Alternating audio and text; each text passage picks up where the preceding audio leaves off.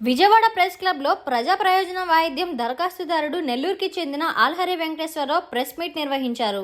ఈ సందర్భంగా ఆయన మాట్లాడుతూ భారతదేశం ఓటర్లకు ఓటు వేయకపోతే రాజకీయ నాయకులను అడిగే హక్కు, ప్రశ్నించే హక్కు ఉండదని తెలిపారు. శాశ్వతమైన అధికార ధృవీకరణ గుర్తింపు గల ఓటు వేసినట్లు ఓటర్లకు అందజేసే చర్యలు భారతదేశంలో ఇప్పటి వరకు చేపట్టలేదని, ప్రపంచంలో ఎక్కడా లేవని ఆవేదన తెలిపారు. Voter progress card, India voters app, ఎన్నికల కోడ్ అమలు నుండి రాజకీయ నాయకులకు విగ్రహాలను నిషేధించినట్టు మధ్యాహ్నం కూడా నిషేధించాలని ఎన్నికల కమిషన్ ని కోరారు. ఓటుకు వినియోగంపై పూర్తిస్థాయి పాఠాంశాన్ని హైస్కూళ్లలో 8వ తరగతి నుండి విద్యార్థులకు అమలు గురించి ఎన్నికల కమిషన్, కేంద్ర, రాష్ట్ర ప్రభుత్వాలు శ్రద్ధ చూపాలని కోరారు. 2018 సంవత్సరంలో ఉపరాష్ట్రపతికి voter progress card, voter app తదితర సంబంధించిన వివరాలు తెలియజేస్తే ఎన్నికల కమిషన్ కు పంపించారు.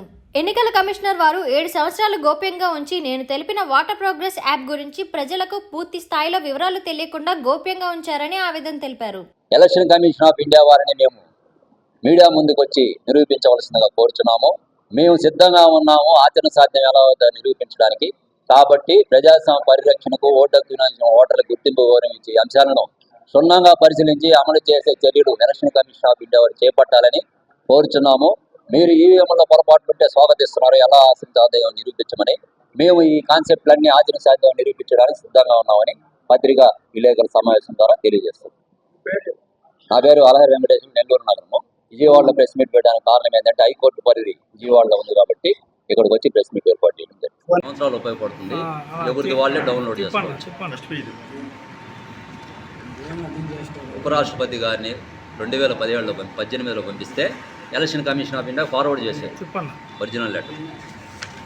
ప్రైమ్ మినిస్టర్ ఆఫీస్ నుంచి 2017లో ఎలక్షన్ కమిషన్ ఆఫ్ ఇండియాకు పంపించారు. ఓటు అయిన వారు ప్రశ్నించడానికి అనరు, సుప్రీంకోర్టు తీర్పు. Law commission of India reply letter, election commission of India reply letter.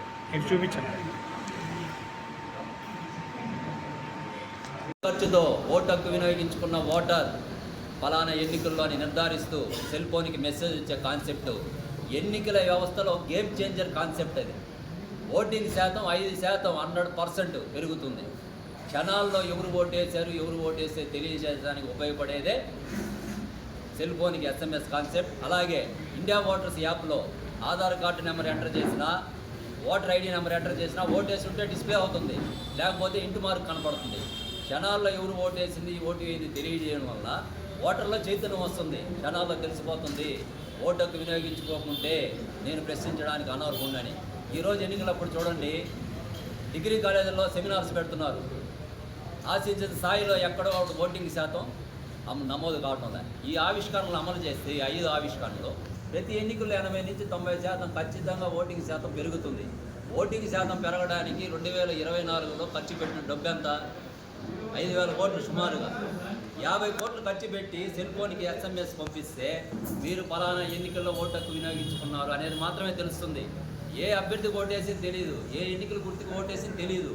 ఇది ఈ 5 ఆవిష్కరణలు కేవలం భారతదేశానికి సంబంధించినవి కాదు, ప్రపంచ ప్రజాస్వామ్య దేశాల్లో ఎక్కడ లేని ఆవిష్కరణ చేసి మీ ముందుకు తీసుకొచ్చినప్పుడు సహృదయంతో స్వాగతించి, సాధ్యాసాధ్యాలను పరిశీలించి, మార్పులు చేర్పులు ఏమైనా చేయాల్సి ఉంటే చేసి, విస్తృత స్థాయిలో ప్రజాస్వామ్యానికి, ఓటు హక్కు వినియోగించుకున్న ఓటర్లకు ఉపయోగపడే విషయాలు పబ్లిక్లో చర్చించకుండా వ్యక్తిగత గోప్యతను ఆర్టికల్ను అడ్డం పెట్టుకొని ఒక్కసారి ఈ కేసును క్లోజ్ చేసేద్దామనే మీ ప్రయత్నాలు చాలా దురదృష్టకరం భారతదేశానికి.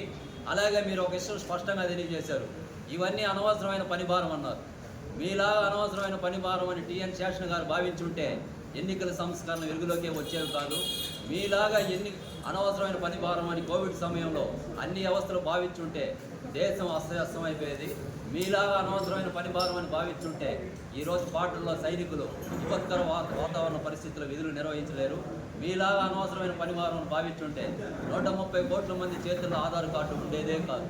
బాధ్యతాయుతమైన స్థానంలో ఉన్న ఎలక్షన్ కమిషన్ ఆఫ్ ఇండియా వారు ఇంత మంచి ఆవిష్కరణ వెలుగులోకి రాకుండా, చర్చించకుండా, కనీసం ఒక అవకాశం ఏ విధంగా ఆచరణ సాధ్యం అవుతాయో మీరు లెటర్ ద్వారా తెలియజేయండి, లేదా ఆంధ్రప్రదేశ్ ఎన్నికల కమిషన్ సంప్రదించి వివరాలు ఇవ్వండి అని చెప్పే ప్రయత్నం కూడా చేయకుండా కనుమరుగు చేయాలని చూడటం చాలా దురదృష్టకరమైన విషయం. ఓటు హక్కు వినియోగించిన ఓటర్కి ఇది చీకటి రోజు. ఎందుకంటే